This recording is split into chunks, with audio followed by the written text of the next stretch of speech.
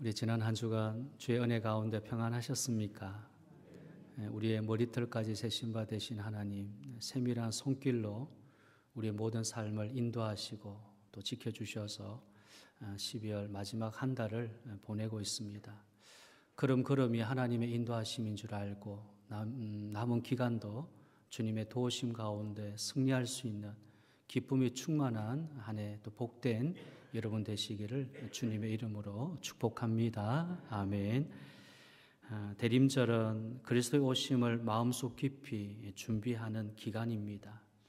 성탄을 대망하며 준비할 것은요, 구주를 보내신 하나님이 어떠한 분이시며 예수 그리스도가 이 땅에 오셔서 무엇을 하셨는지를 아는 것입니다.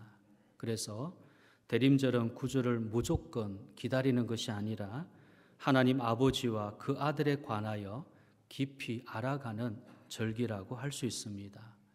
요한복음 17장 3절에서 영생은 곧 유일하신 참 하나님과 그가 보내신 자 예수 그리스도를 아는 것이니이다 라고 했습니다.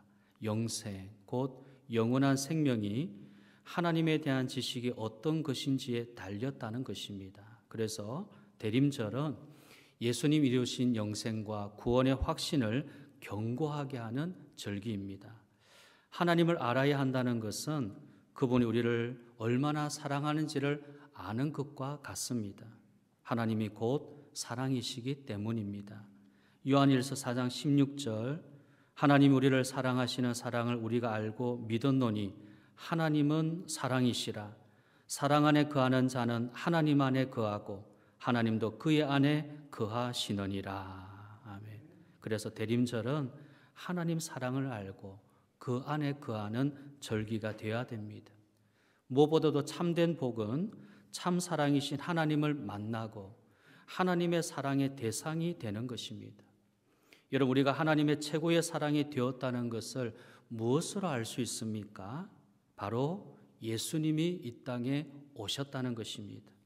요한복음 3장 16절, 하나님이 세상을 이처럼 사랑하사 독생자를 주셨으니, 독생자를 주셨으니, 구주의 탄생은 하나님이 우리를 얼마나 사랑하는지를 보여주는 복된 사건입니다. 우리 죄를 짊어지실 예수님은 말구유에 탄생하시고 고난의 십자가를 지시기 위해 이 땅에 오셨습니다.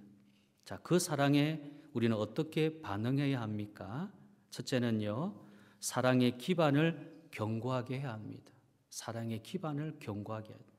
자, 사도 바울은 본문 17절에서요, 믿음으로 말미암아 그리스도께서 너희 마음에 계시게 하시었고 너희가 사랑 가운데서 뿌리가 박히고 터가 굳어져서 라고 권면합니다.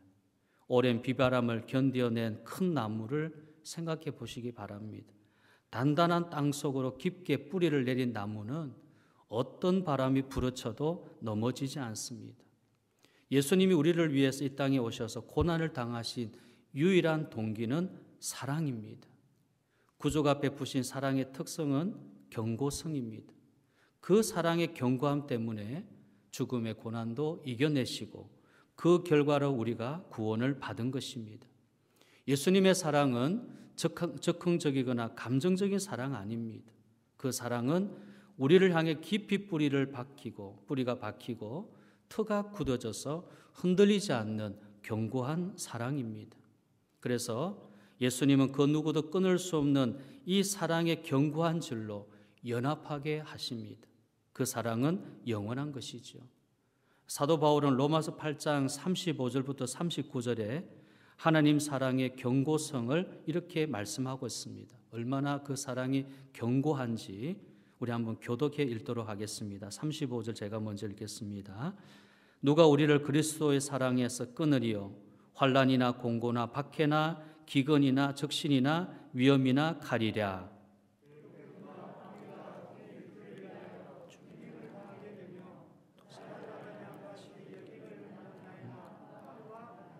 그러나 이 모든 일에 우리를 사랑하시는 이로 말미암아 우리가 넉넉히 이기느니라.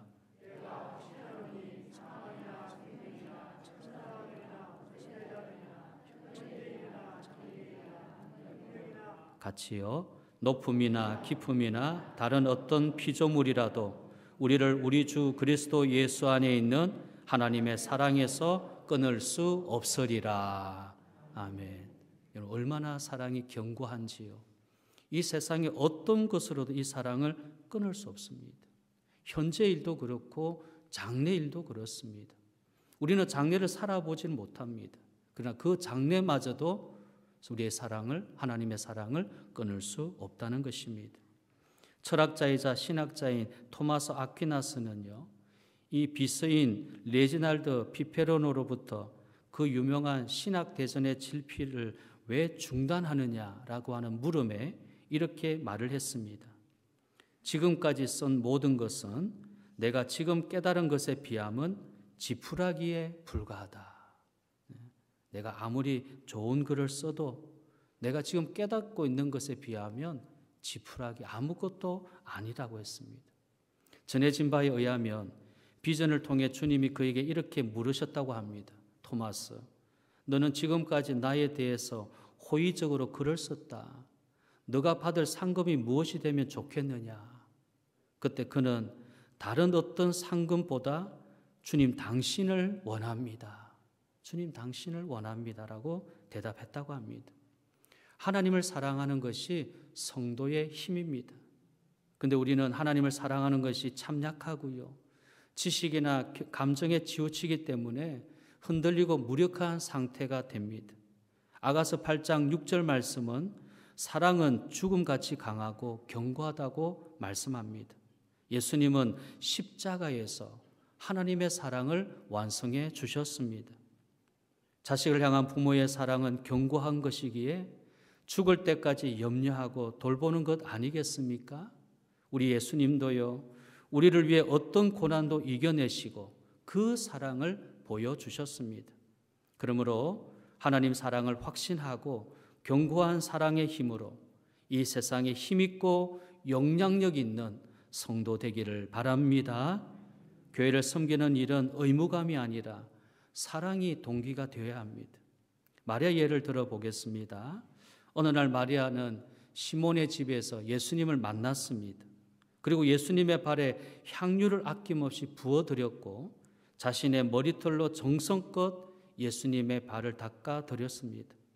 자, 이 마리아의 헌신의 동기가 무엇이겠습니까?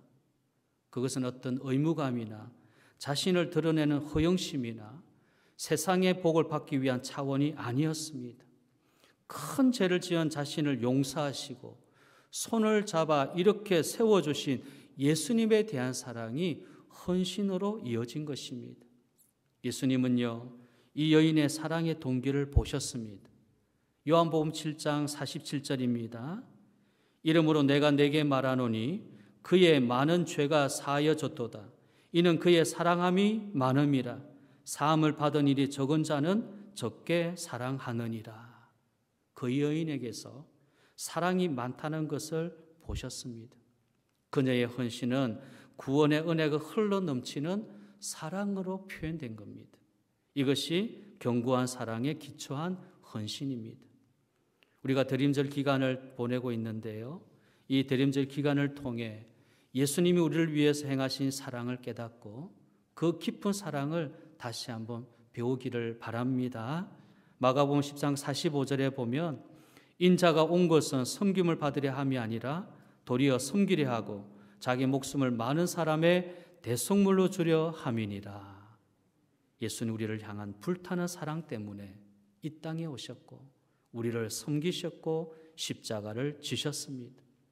그래서 예수님처럼 선을 위하여 고난을 당해도 인내하면 하나님의 칭찬받는 성도가 됩니다. 베드로전서 2장 19절에 부당하게 고난을 받아도 하나님을 생각함으로 슬픔을 참으면 이는 아름다우나 죄가 있어 매를 맞고 참으면 무슨 칭찬이 있으리요. 그러나 선을 행함으로 고난을 받고 참으면 이는 하나님 앞에 아름다우니라. 그러므로 신자는 그리스도의 사랑을 깨닫고 실천해야 하나님 앞에 아름다운 자로 서게 됩니다. 고난을 이겨내고 사랑의 견고함을 보여야 하나님 영광에 참여하게 됩니다. 비록 힘들고 어려운 일이 있어도 이겨내고 하나님과 이웃을 사랑함으로 하나님 앞에 아름다운 모습으로 서는 우리 모든 성도 되기를 바랍니다. 두 번째로요, 지식을 뛰어넘는 사랑을 해야 됩니다. 우리 한번 따라합시다. 지식을 뛰어넘는, 지식을 뛰어넘는 사랑을 해야 하는 것입니다. 예수님의 사랑은 지성으로 판단할 수 없는 것입니다. 그래서 바울은 본문 18절에서요, 우리가 지식에 넘치는 그리스도의 사랑을 알아야 된다라고 말씀했습니다. 이어서 19절에도 그 너비와 길이와 높이와 깊이가 어떠함을 깨달아야 된다고 말씀합니다. 예수님의 사랑이 우리에게 감동이 되는 이유는 이성적인 한계를 뛰어넘는 사랑이기 때문입니다.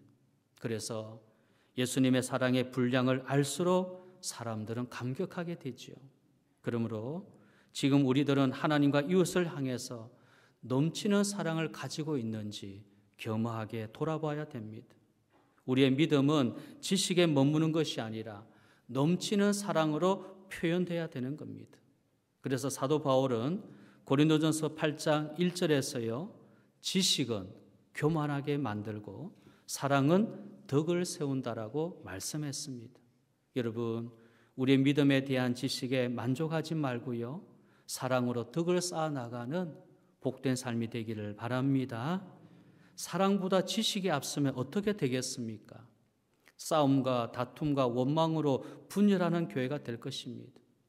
여러분, 고린도 교회는 지식이 우선함으로 다툼과 분열과 분파가 끊이지 않았습니다. 지식 우월주의자는 다른 사람을 종죄하고 약한 자들을 멸시하고 내 편이 아니면 거들떠 보지도 않는 율법적인 교회, 정죄형 교회를 만들어가는 것입니다. 그것이 교회를 세운 바울을 언제나 괴롭혔습니다. 교회의 사랑은 지식이 아니라 사랑의 깊이를 더하는 것이죠. 여러분, 우리 교회는 지식이 기반이 된 교회입니까? 아니면 사랑이 기반이 된 교회입니까? 여러분은 지식이 기반한 성도입니까? 아니면 사랑이 기반된 성도입니까? 그러므로 대림절 기간은 성육신하신 그리스도의 사랑의 정신을 교회에 심는 절기가 되어야 됩니다. 고린도전서 13장 2절에서 예언하는 능력이 있어 모든 비밀과 모든 지식을 알고 또 산을 옮길 만한 모든 믿음이 있으며 나에게 있는 모든 것으로 구제하고 또 자신의 몸을 불사르게 내어줄지라도 사랑이 없으면 아무것도 아니고 아무 유익이 없다라고 말씀했습니다.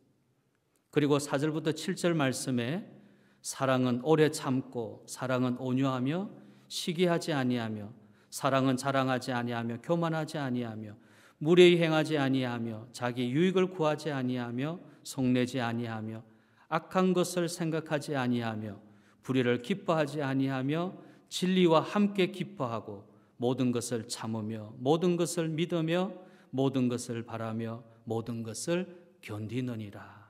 사랑이 이렇습니다.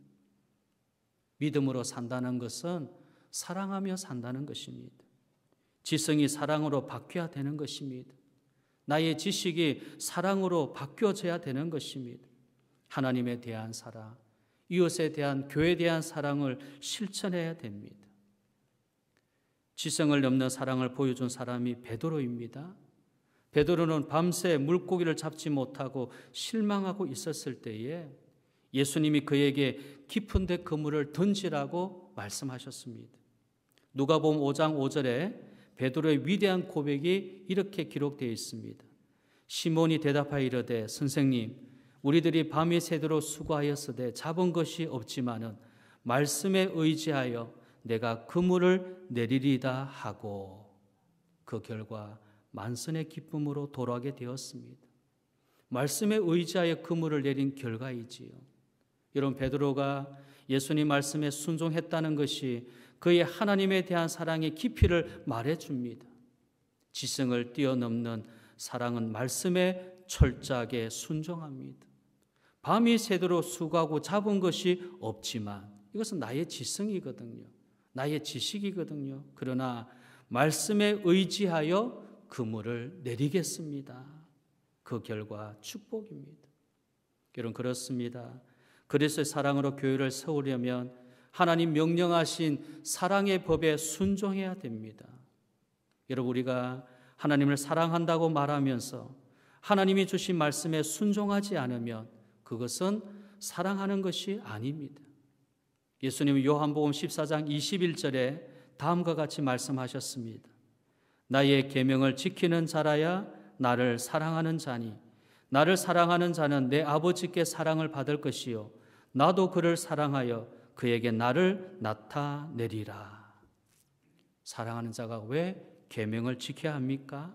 하나님 사랑은 기분, 감정이 아니라 말씀을 따르는 것이기 때문입니다. 그 말씀을 지키는 사람이 견고한 사랑, 온전한 사랑을 만들어냅니다. 요한일서 2장 5절입니다.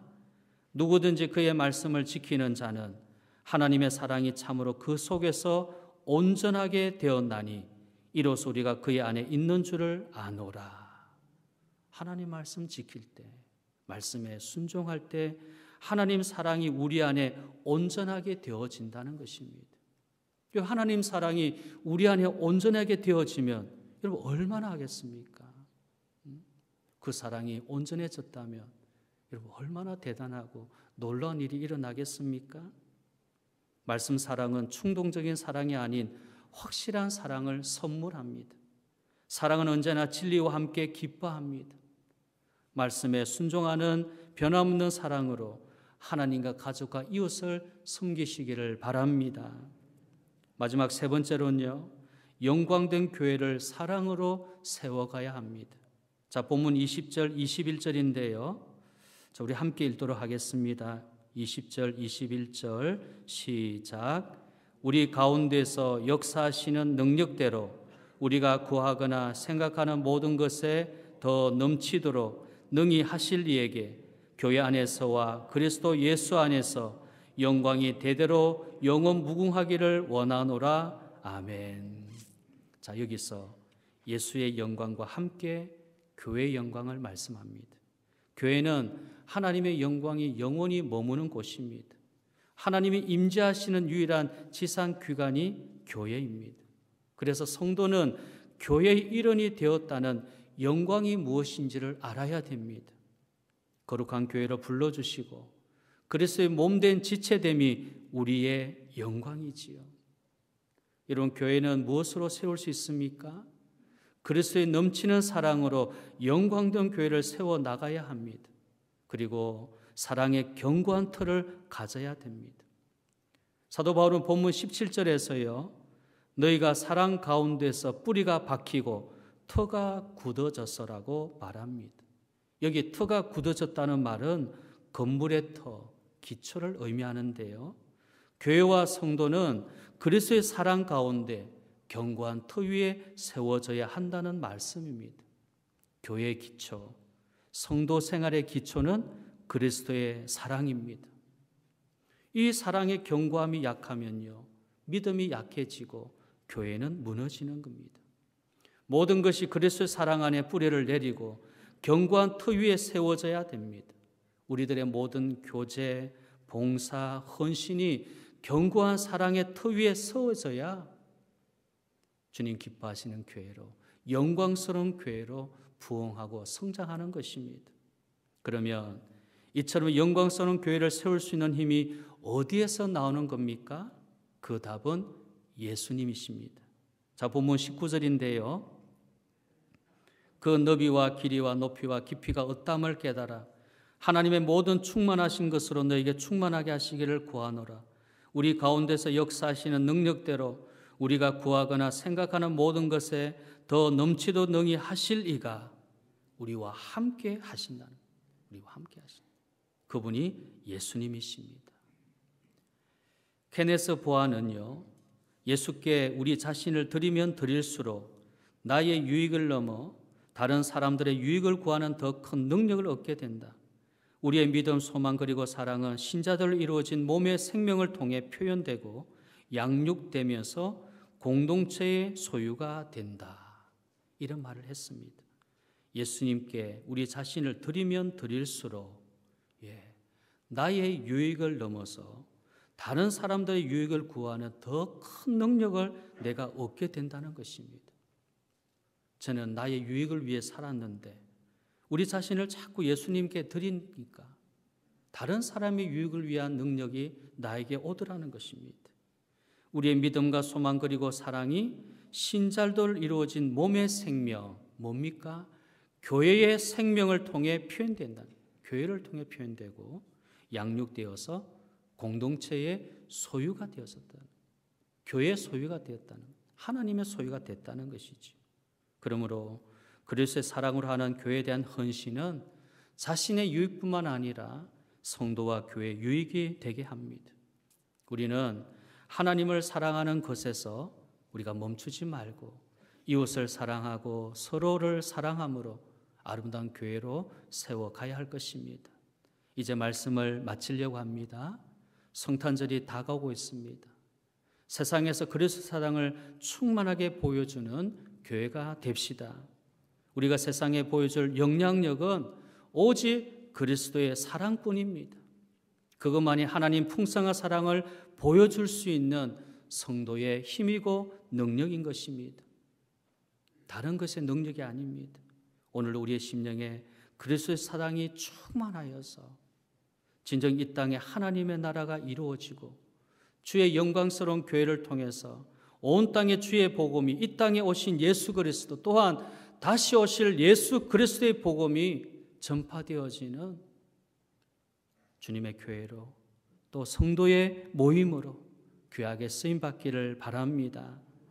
바울은 19절에서요 하나님의 모든 충만하신 것으로 충만하게 하시기를 구하노라라고 기도했습니다. 우리가 드려야 될 기도인 것입니다. 여러분, 우리 교회가 그리스도의 사랑에 충만하여 세상에 하나님 충만으로 가득하기를 기도하십시다. 이것이 영광된 교회를 사랑하는 길이고요, 대림절의 참된 의미인 것입니다. 이 대림절 기간을 통해서 다시 한번 그리스도의 사랑을 깊이 깨닫고 그 사랑을 힘입어서 우리 교회가 사랑의 공동체로 또한 하나님을 사랑하고 이웃을 사랑하고 서로를 사랑할 수 있는 아름다운 교회로 잘 성장해 나갈 수 있기를 주님의 이름으로 축복합니다. 아멘. 자, 기도하십시다.